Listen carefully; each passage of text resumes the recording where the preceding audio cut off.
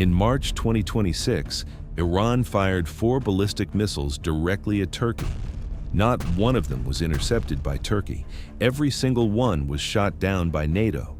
Over 26 days, the 7th most powerful military on Earth watched a foreign alliance defend its cities and said nothing. The irony was impossible to miss. The very alliance Erdogan spent years undermining was the only reason Turkish skies remained protected. But here is what is even more extraordinary than the attacks themselves. Ankara never invoked Article 5, the NATO clause that says an attack on one member is an attack on all. The clause designed precisely for this moment.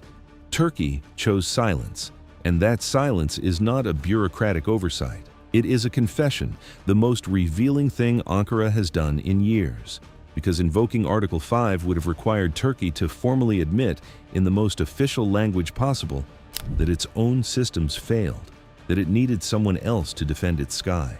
So instead, carefully worded ministry statements, and the hope that the world moves on. But this time, we are not letting it move on, because behind those 4 missile intercepts lies something larger. 5 structural fractures inside Turkey's military, quietly compounding, accelerating the distance between what Erdogan projects and what his armed forces can actually do. And at least one secret that Turkey's own government hoped the world would never hear. That secret involves Turkey's most celebrated military program, a public admission that Erdogan's ministers have been scrambling to bury since September 2025. When you hear it, the entire picture of Turkish military power changes. That is where this story begins.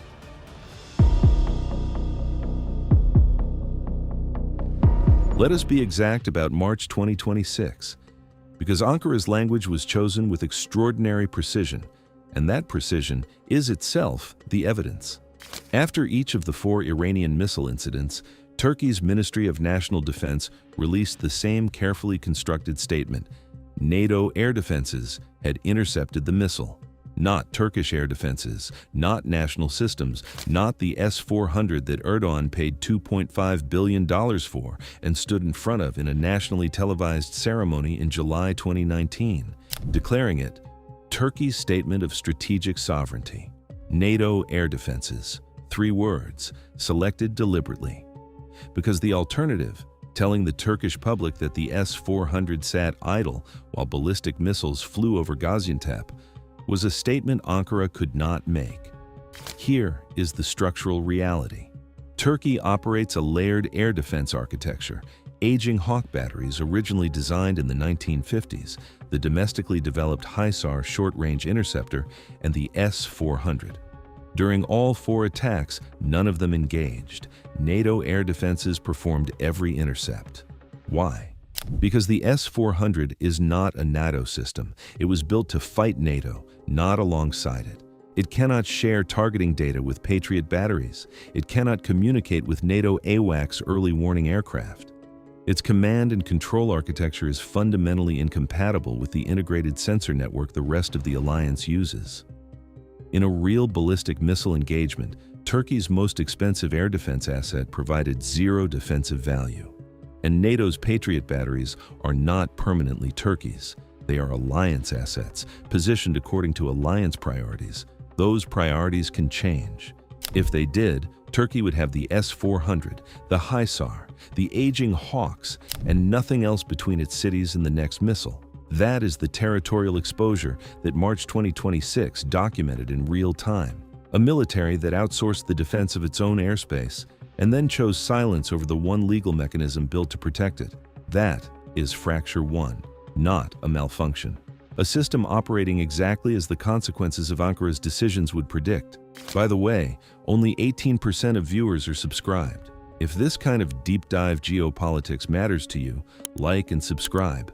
Let's keep revealing what others miss.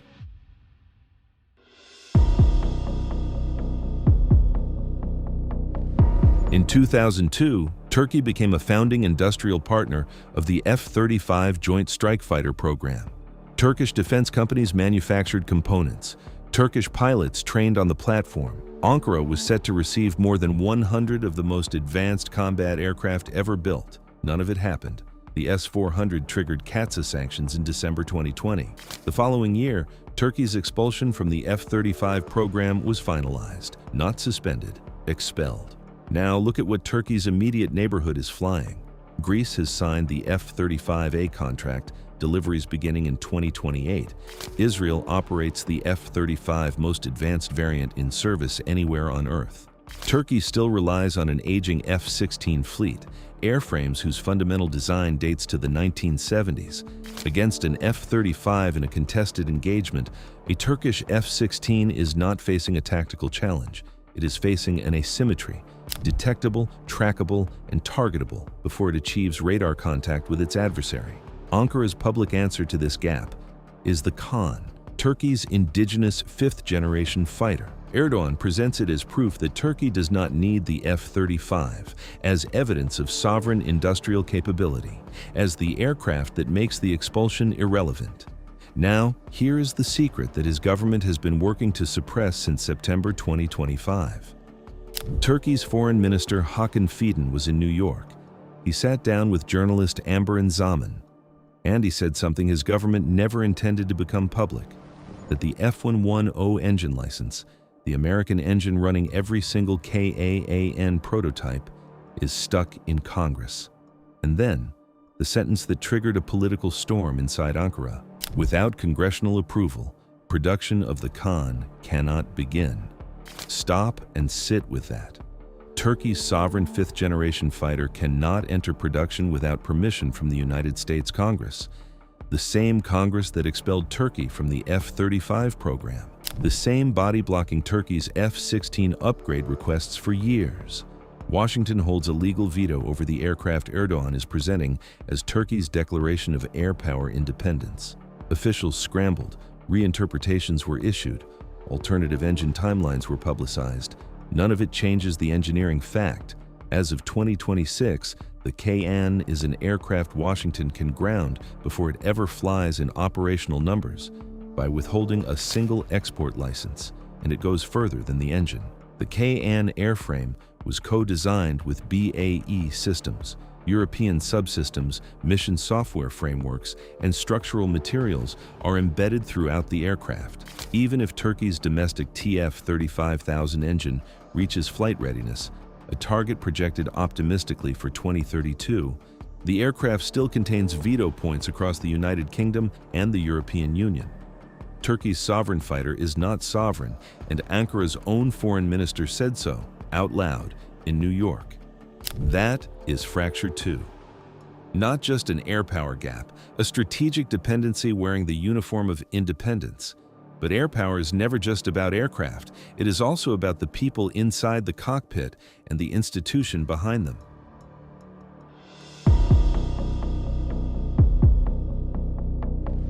July the 15th, 2016. Turkey's military turned on itself. By morning, the coup had failed. What followed was the most comprehensive dismantling of a military officer corps in NATO's history. 149 generals and admirals dismissed or charged. The institutional leadership of Turkey's armed forces, the men responsible for strategic planning, operational doctrine, and command architecture, removed in weeks. But the number that defines Turkey's actual 2026 operational problem is a different one. Hundreds of experienced pilots were lost after the Purge. Reuters documented more than 350 purged airmen, while outside estimates ran higher. The Turkish Air Force operates approximately 295 aircraft. NATO operational doctrine requires 1.5 to 2 qualified pilots per airframe to sustain genuine combat readiness, accounting for training rotations, maintenance downtime, rest cycles, and any surge requirement in a sustained engagement. That puts Turkey's baseline at around 450 qualified combat pilots just to keep the fleet operational. Post-Purge, and after nearly a decade of insufficient replacement, Turkey's pilot-to-aircraft ratio is estimated below 1.2, below minimum operational threshold, in an aging fleet, with no fifth-generation pipeline to transition into. But the raw numbers understate the real damage.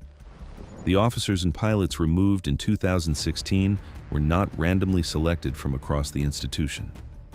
They were the generation trained inside NATO command structures, men who had served alongside American, French, and German counterparts in joint operational environments, who had absorbed decades of alliance doctrine, who carried the institutional memory of how a NATO-integrated military actually functions under sustained combat pressure.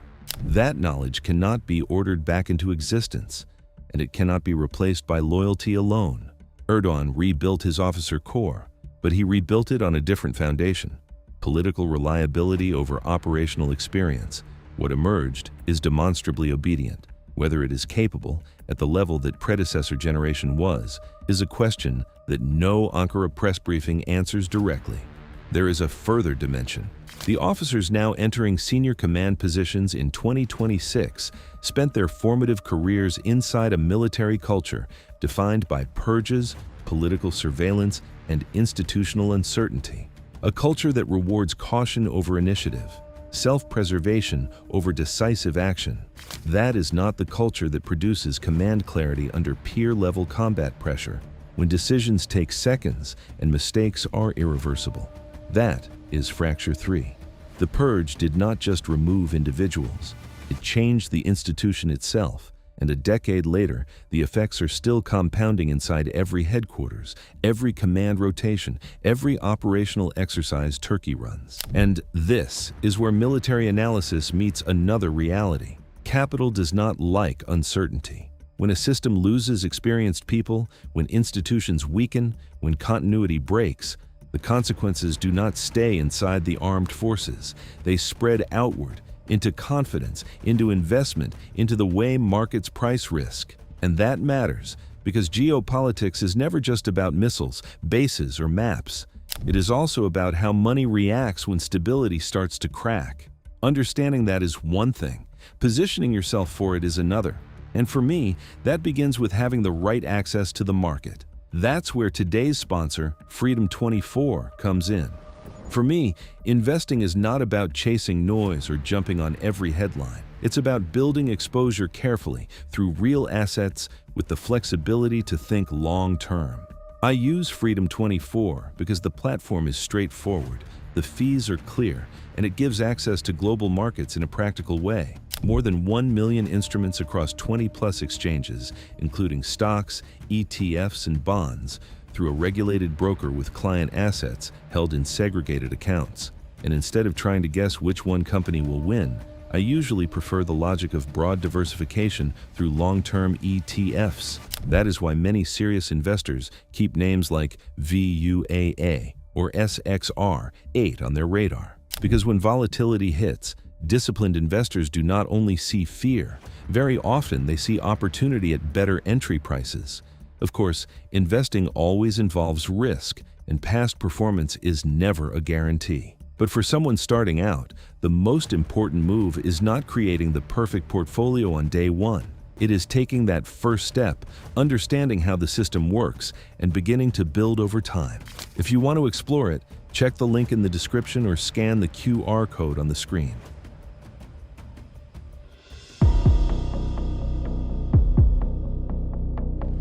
Turkey's defense ministry will tell you that the 2026 military budget is the largest in national history. Record allocations, unprecedented domestic investment, numbers that, in Turkish lira, appear genuinely extraordinary. And that is exactly where the deception lives. The Turkish lira has lost approximately 97% of its value against the US dollar since 2010. In 2018, $1 bought 6 liras. By the time this video was made, $1 bought approximately 44 liras. Every fighter engine is priced in dollars. Every precision-guided munition sourced from Western supply chains, priced in dollars. Every advanced radar component, every imported defense technology that Turkey cannot manufacture independently, purchased in a currency that buys a fraction of what it once did. The lira budget is climbing. Real dollar purchasing power is flat or declining. And in global arms markets, only one of those numbers matters. SATSA sanctions have compounded this steadily since 2020. The Turkish utility helicopter program, a joint production agreement with Lockheed Martin, was severed when Lockheed could not obtain the required American export licenses. By October 2024, Lockheed declared force majeure and partially suspended operations. An American defense corporation legally prevented from working with a NATO ally. Consider what that represents. Turkey is a NATO member. Lockheed Martin is one of the primary defense contractors of the NATO alliance, and the United States government made it illegal for them to work together. The Bayraktar TB2 is a genuine success, combat-proven in multiple theaters, exported globally, a legitimate achievement for Turkey's defense industry, but it cannot substitute for a ballistic missile defense system. It cannot replace fifth-generation fighters. The TB2 itself ran on Austrian engines and Canadian optics until both were blocked in 2020 and Turkey scrambled for domestic alternatives. The KAAN carries the same structural dependency at a dramatically larger scale. Grounding a drone changes tactics. Grounding a fighter fleet changes national strategy. That is Fracture 4. A silent war of economic attrition fought in exchange rates, export license denials, and compounding procurement delays, quietly gutting the real material capacity behind one of the region's loudest military projections.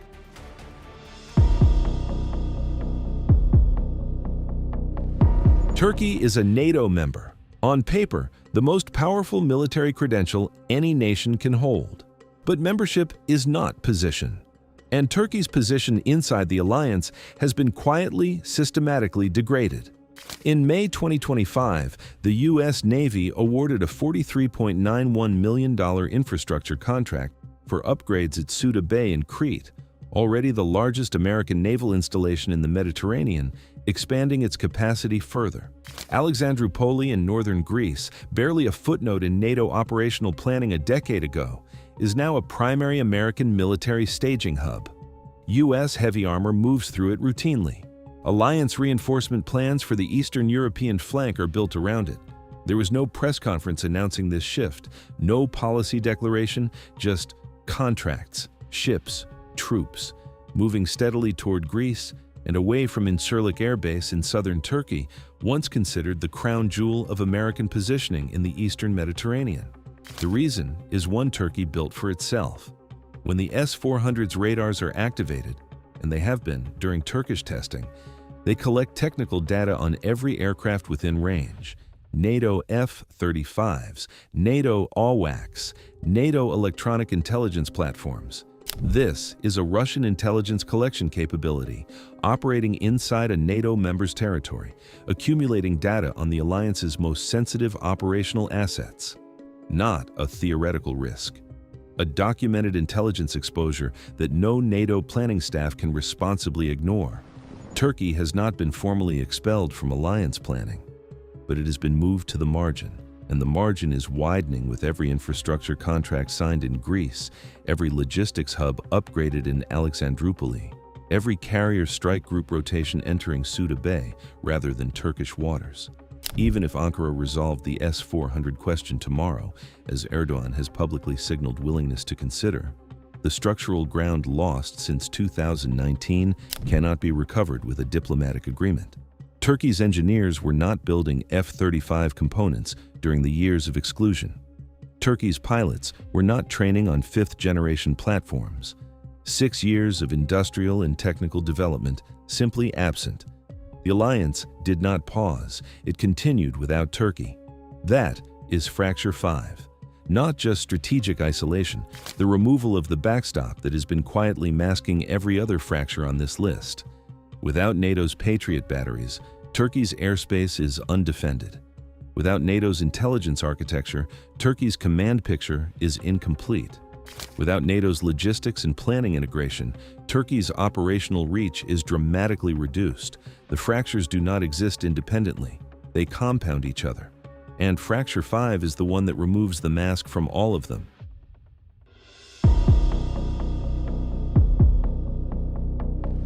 Five fractures, each with its own origin, each with its own logic inside Ankara's decision rooms. And these fractures do not operate separately. They reinforce each other. The S-400 purchase triggered the F-35 expulsion. The expulsion deepened the modernization gap. The Purge weakened the human core of the force. The Lira eroded procurement power. and NATO distrust removed the strategic cushion that once helped hide those weaknesses. Turkey's own foreign minister told the world in September 2025 that the KAAN cannot be built without Washington's permission. 4 Iranian missiles crossed Turkish airspace, and Ankara never once invoked the clause that NATO built precisely for that moment. A generation of the most experienced commanders in Turkish military history was removed and replaced with political loyalty. A currency collapsed silently around a defense budget that nobody reads in dollars. And the alliance's infrastructure quietly moved westward, contract by contract, base by base, toward a country Turkey has spent decades in active competition with. Turkey in 2026 is not a weak military. Let that be clear. It fields hundreds of aircraft, one of the largest armies in Europe, and a drone program that has genuinely changed modern warfare. It is a military living on a reputation built before 2016, while 5 structural fractures compound underneath it year by year, largely invisible to the public Erdogan addresses from every podium. In the Eastern Mediterranean, that gap between what Turkey projects and what it can actually deliver already has weight. Every navy tracking the Aegean calculates it. Every Air Force signing procurement contracts measures it. Every capital deciding where to place its next base, its next bilateral defense agreement, its next strategic bet, is already acting on it. The fractures are not coming, they are already here. And the only government that still cannot say so publicly is the one in Ankara that built every single one of them. Special thanks to Freedom 24 for making this analysis possible. If you're serious about building a great financial future, be sure to check them out in the description below. If this video helped you decode the hidden weaknesses inside Turkey's military and understand how they are already changing the balance for Greece, NATO, and the Eastern Mediterranean, make sure to subscribe so you don't miss what comes next. And don't stop here. Watch the videos appearing on your screen right now to follow the rest of the story as it unfolds.